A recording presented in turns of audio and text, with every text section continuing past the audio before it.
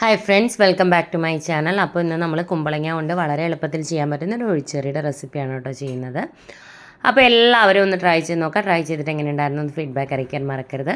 കുമ്പളങ്ങ കൊണ്ടുള്ള ഒരുപാട് റെസിപ്പീസ് ഓൾറെഡി നമ്മൾ ചെയ്തിട്ടുണ്ട്. പ്ലേലിസ്റ്റ് ഒന്ന് ചെക്ക് ചെയ്ത് നോക്കിക്കഴിഞ്ഞാൽ കുമ്പളങ്ങ റെസിപ്പീസ് എന്ന് പറഞ്ഞിട്ട് നമ്മൾ സെപ്പറേറ്റ് ആയിട്ട് പ്ലേലിസ്റ്റ് ക്രിയേറ്റ് ചെയ്തിട്ടുണ്ടാവും. അപ്പോൾ ഇതിനായിട്ട് ഒരു ചെറിയ കഷ്ണം കുമ്പളങ്ങ മതി കേട്ടോ.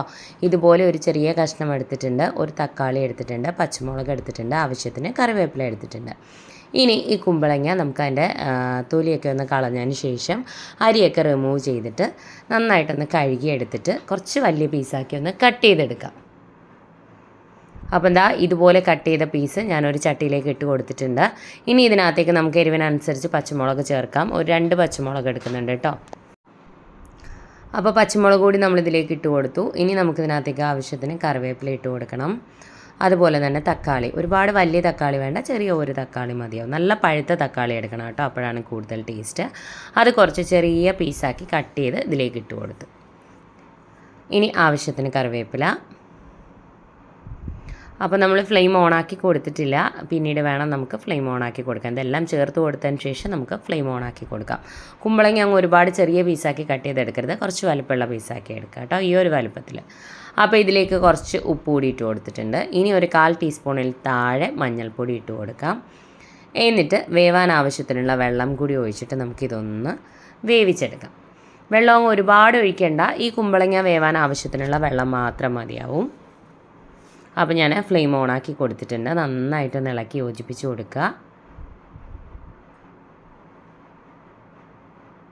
ഇനി നന്നായിട്ട് തിളച്ച് കുമ്പളങ്ങയൊക്കെ ഒന്ന് വെന്ത് നന്നായിട്ട് സോഫ്റ്റായി വരണം കേട്ടോ, തക്കാളിയൊക്കെ ഉടഞ്ഞ് വരട്ടെ.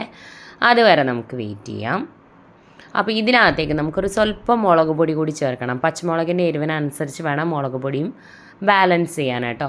പച്ചമുളകും മുളക് പൊടിയും അതിനനുസരിച്ച്, ഇപ്പം ഞാൻ 2 ചേർത്തുകൊണ്ട് മുളക് പൊടി കുറച്ച് ചേർത്തിട്ടുള്ളൂ. അപ്പോൾ നിങ്ങളിൽ കൂടുതൽ പച്ചമുളക് ചേർക്കുകയാണെങ്കിൽ അതിനനുസരിച്ച് മുളക് പൊടിയുടെ അളവ് കുറയ്ക്കണം കേട്ടോ, എരിവിനനുസരിച്ച് ബാലൻസ് ചെയ്തോളൂ.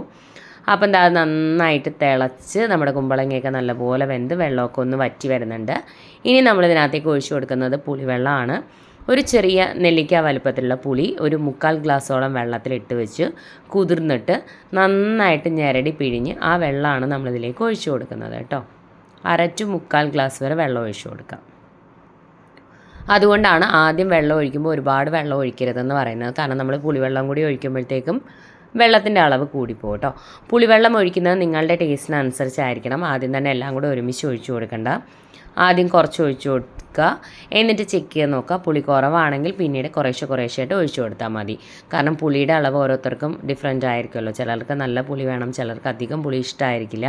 അപ്പോൾ അതുകൊണ്ട് തന്നെ ഈ വെള്ളം കംപ്ലീറ്റ് ആയിട്ട് ഒഴിച്ചു കൊടുക്കരുത്, കുറേശ്ശെ ഒഴിച്ചു കൊടുത്ത് പുളി ചെക്ക് ചെയ്തിട്ട് മാത്രം ഒഴിച്ചു കൊടുക്കുക കേട്ടോ. കാരണം നമ്മൾ തക്കാളിയും ചേർത്തിട്ടുണ്ട്. അപ്പോൾ നിങ്ങളുടെ ടേസ്റ്റിനനുസരിച്ച് മാത്രം പുളിവെള്ളം ഒഴിച്ചു കൊടുക്കുക. പുളിവെള്ളം ഒഴിച്ചു കൊടുത്തതിന് ശേഷം നന്നായിട്ട് തിളയ്ക്കണം, അല്ലെങ്കിൽ ആ ഒരു പുളിയുടെ ആ ഒരു റോ ടേസ്റ്റ് ഉണ്ടാവും. അപ്പോൾ നല്ലപോലെ ഒന്ന് തിളയ്ക്കട്ടെ.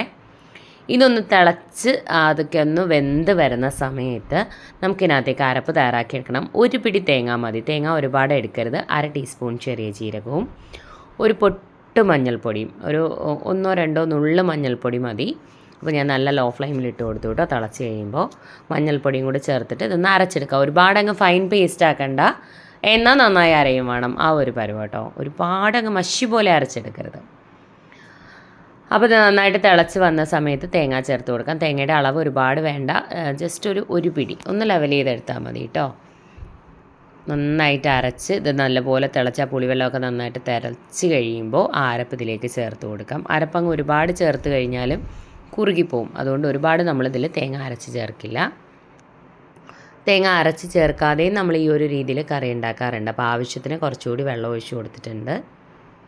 അത് വേറൊരു ടേസ്റ്റാണ് കേട്ടോ. പുളിവെള്ളമൊക്കെ ഒഴിച്ചിട്ട് ചെയ്യാറുണ്ട്, തേങ്ങ ചേർക്കാതെയും. രണ്ടും 2 ഡിഫറെൻ്റ് ആയിട്ടുള്ള ടേസ്റ്റാണ്. അപ്പോൾ ഇതൊന്ന് തിളയ്ക്കട്ടെ. ഒരുപാടിട്ട് വെട്ടി തിളപ്പിക്കേണ്ട, ആ തേങ്ങയുടെ ആ ഒരു റോ ടേസ്റ്റ് ഒന്ന് മാറണം, അത്രയേ ഉള്ളൂ. ഇളക്കി കൊടുത്ത് തിളപ്പിച്ചെടുക്കുക. ഈ സമയത്ത് ഉപ്പൊക്കെ ഒന്ന് ചെക്ക് ചെയ്ത് നോക്കുക. എക്സ്ട്രാ വേണമെന്നുണ്ടെങ്കിൽ ചേർത്ത് കൊടുക്കാൻ മറക്കരുത്. ഒരുപാടങ്ങ് ലൂസാക്കരുത്, ഒരുപാടങ്ങ് തിക്കാക്കി എടുക്കരുത് കേട്ടോ. ഒരു മീഡിയം പരുവം, കാരണം ഇരിക്കുമ്പോൾ ഒരു ഇത്തിരി കൂടി കുറുകും. അപ്പോൾ അത്യാവശ്യം തിളച്ച് വരുന്നുണ്ട്. നന്നായിട്ടൊന്ന് ഇളക്കി കൊടുക്കാം, നല്ലപോലെ ഒന്ന് ഇളക്കി കൊടുക്കാം. ഒരുപാടിട്ടങ്ങ് തിളപ്പിച്ചെടുത്ത് കഴിഞ്ഞാൽ ആ ഒരു ടേസ്റ്റ് തന്നെ മാറിപ്പോകും കേട്ടോ.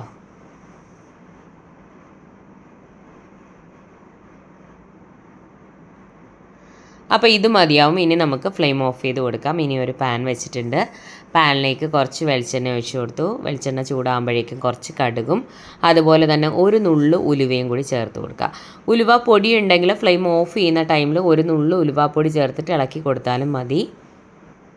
അപ്പോൾ ഉലുവ പൊടി ഇല്ല, വറുത്ത് പൊടിച്ച പൊടി ഇല്ലയെന്നുണ്ടെങ്കിൽ ഈ ഒരു സ്റ്റേജിൽ കടുകും ഒരു നുള്ളു ഉലുവയും 2 വറ്റൽമുളക് കൂടി, ഉലുവയൊക്കെ ഒന്ന് റോസ്റ്റായി വരുമ്പോഴേക്കും 2 വറ്റൽമുളക് 2ആയിട്ട് കട്ട് ചെയ്ത് കൂടി ഇട്ട് കൊടുത്തു.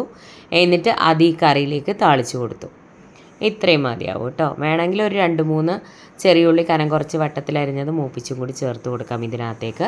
കടുകും ഉലുവയും ചേർത്തതിന് ശേഷം ഉള്ളി ചേർത്ത് കൊടുത്ത് മൂപ്പിച്ച് വറ്റൽമുളകും ചേർത്ത് താളിച്ച് കൊടുക്കാം. അങ്ങനെ വേണമെങ്കിലും ചെയ്യാം കേട്ടോ. അപ്പോൾ ഇത്രയേ ഉള്ളൂ. അത്യാവശ്യം എണ്ണ ചേർത്തിട്ട് താളിച്ചെടുക്കുക. അപ്പോൾ നല്ലൊരു സ്വാദാണ്. ഇത്രയേ ഉള്ളൂ, സിമ്പിളാണ്. ഒരു ഇത്തിരി നേരം താളിപ്പ് ഒഴിച്ച് കൊടുത്തതിന് ശേഷം ഇത്തിരി നേരം ഒന്ന് അടച്ച് വെച്ചതിന് ശേഷം തുറന്നാൽ മതി. നല്ല ടേസ്റ്റി ആയിട്ടുള്ള ഒരു കറിയാണ്. കുമ്പളങ്ങ കൊണ്ടുള്ള ഒരുപാട് റെസിപ്പീസ് ഓൾറെഡി നമ്മൾ ചാനലിൽ ചെയ്തിട്ടുണ്ട്. കാണാത്തവരും അതെല്ലാം ഒന്ന് കണ്ടു നോക്കുക. പ്ലേലിസ്റ്റ് ചെക്ക് ചെയ്ത് കഴിഞ്ഞാൽ കുമ്പളങ്ങ റെസിപ്പീസ് എന്ന് പറഞ്ഞിട്ട് നമ്മൾ സെപ്പറേറ്റ് ആയിട്ട് പ്ലേലിസ്റ്റ് ക്രിയേറ്റ് ചെയ്തിട്ടുണ്ട്. അതുപോലെ തന്നെ വെള്ളരിക്ക കൊണ്ടും മത്തങ്ങ കൊണ്ടൊക്കെ ഒരുപാട് റെസിപ്പീസ് നമ്മൾ ചെയ്തിട്ടുണ്ട് കേട്ടോ. പ്ലേലിസ്റ്റ് ചെക്ക് ചെയ്ത് നോക്കുക. അതുപോലെയുള്ള റെസിപ്പീസൊക്കെ ഇഷ്ടമാകുന്ന ഫ്രണ്ട്സിനും ഫാമിലിയിലും ഒക്കെ ഉള്ളവരുണ്ടെന്നുണ്ടെങ്കിൽ വീഡിയോസ് ഒന്ന് ഷെയർ ചെയ്ത് കൊടുക്കാനും ചാനലൊന്ന് സപ്പോർട്ട് ചെയ്യാൻ പറയാനും മറക്കരുത്. അതുപോലെ തന്നെ ഒരുപാട് പേർക്ക് നോട്ടിഫിക്കേഷൻ കിട്ടുന്നില്ല എന്ന് കംപ്ലയിൻറ്റ് പറയുന്നുണ്ട്. കാരണം കണ്ടിന്യൂസ് ആയിട്ട് 2-3 വീഡിയോസൊക്കെ കാണാതിരുന്നു കഴിഞ്ഞാൽ നോട്ടിഫിക്കേഷൻ വരാനുള്ള ബുദ്ധിമുട്ടുണ്ടാകും. അതുകൊണ്ട് തന്നെ കണ്ടിന്യൂസ് ആയിട്ട് വീഡിയോസ് കാണുക കേട്ടോ. അല്ലാന്നുണ്ടെങ്കിൽ നോട്ടിഫിക്കേഷൻ വരാൻ പാടുണ്ടാവും. പലപ്പോഴും നോട്ടിഫിക്കേഷൻ വരുന്നില്ല എന്ന് പലരും പറയുന്നത് ഇതുകൊണ്ടൊക്കെയാണ്. അപ്പോൾ കണ്ടു നോക്കുക, ട്രൈ ചെയ്ത് നോക്കുക. ട്രൈ ചെയ്തിട്ട് എങ്ങനെയുണ്ടായിരുന്നു എന്ന് ഫീഡ്ബാക്ക് അറിയിക്കാൻ മറക്കരുത്. എന്തെങ്കിലും സജഷൻസ് ഒക്കെ ഉണ്ടെന്നുണ്ടെങ്കിൽ കമൻറ്റ് ബോക്സിൽ കമൻറ്റ് ചെയ്തിരുന്നാൽ മതി. അതുപോലെ തന്നെ എന്തെങ്കിലും ഡൗട്ട്സ് ഉണ്ടെങ്കിൽ കമൻറ്റ് ബോക്സിൽ കമൻറ്റ് ചെയ്തിരുന്നാൽ മതി, റിപ്ലൈ തരുന്നതായിരിക്കും. പ്ലേലിസ്റ്റ് ചെക്ക് ചെയ്യുക. നിങ്ങൾക്ക് ഇഷ്ടമുള്ള റെസിപ്പീസൊക്കെ ട്രൈ ചെയ്ത് നോക്കുക. ഇതുപോലെയുള്ള നാടൻ റെസിപ്പീസൊക്കെ ഇഷ്ടമാകുന്ന ഫ്രണ്ട്സിനും ഫാമിലിയിലും ഒക്കെ ഉള്ളവരുണ്ടെന്നുണ്ടെങ്കിൽ വീഡിയോസ് ഒന്ന് ഷെയർ ചെയ്ത് കൊടുക്കണേ. ചാനലൊന്ന് സപ്പോർട്ട് ചെയ്യാൻ പറയുക. അതുപോലെ ഇതുവരെ ചാനൽ സബ്സ്ക്രൈബ് ചെയ്യാതെ വീഡിയോ കാണുന്ന ആരെങ്കിലും ഉണ്ടെങ്കിൽ ചാനൽ ഇഷ്ടമായിട്ടുണ്ടെങ്കിൽ ഒന്ന് സബ്സ്ക്രൈബ് ചെയ്തേക്കണേ. സബ്സ്ക്രൈബ് ബട്ടൺ പ്രസ് ചെയ്യുമ്പോൾ അടുത്തൊരു ബെൽ ഐക്കൺ വരും. ബെൽ ബട്ടൺ പ്രസ് ചെയ്യുക. 3 ഓപ്ഷൻസ് കാണിക്കും. ആദ്യം കാണുന്ന ഓൾ തന്നെ പ്രസ് ചെയ്യുക. എന്നാലേ ഞാൻ പുതിയ വീഡിയോസ് ഇടുമ്പോൾ നിങ്ങൾക്ക് എൻ്റെ നോട്ടിഫിക്കേഷൻ കിട്ടൂ. സബ്സ്ക്രൈബ് ചെയ്തുകൊണ്ട് മാത്രം എൻ്റെ പുതിയ വീഡിയോസിൻ്റെ നോട്ടിഫിക്കേഷൻ നിങ്ങൾക്ക് കിട്ടത്തില്ല. അതിനായിട്ടാണ് അടുത്തുള്ള ബെൽ ഐക്കൺ പ്രസ് ചെയ്ത് അതിലാദ്യം കാണുന്ന ഓൾ തന്നെ പ്രസ് ചെയ്യാൻ പറയുന്നത്. അപ്പോൾ ഞാൻ വീഡിയോസ് അപ്ലോഡ് ചെയ്യുമ്പോൾ ഉടൻ തന്നെ നിങ്ങൾക്ക് മിസ്സാവാതെ നോട്ടിഫിക്കേഷൻ വരുന്നതായിരിക്കും. പെട്ടെന്ന് തന്നെ നിങ്ങൾക്ക് വീഡിയോസ് കാണാൻ പറ്റും. അപ്പോൾ വീഡിയോസ് കണ്ടു കഴിഞ്ഞാൽ ലൈക്ക് ചെയ്യാനും ഷെയർ ചെയ്യാനും കമൻറ്റ് ചെയ്യാനും മറക്കരുത്. എന്തെങ്കിലുമൊക്കെ റെസിപ്പീസ് താല്പര്യമുള്ളവർ കമൻറ്റ് ബോക്സിൽ കമൻറ്റ് ചെയ്തിരുന്നാൽ തുടർന്ന് ചെയ്യുന്നതായിരിക്കും. വ്യത്യസ്തമായ മറ്റൊരു റെസിപ്പിയുമായി വീണ്ടും കാണാം. Thank you friends.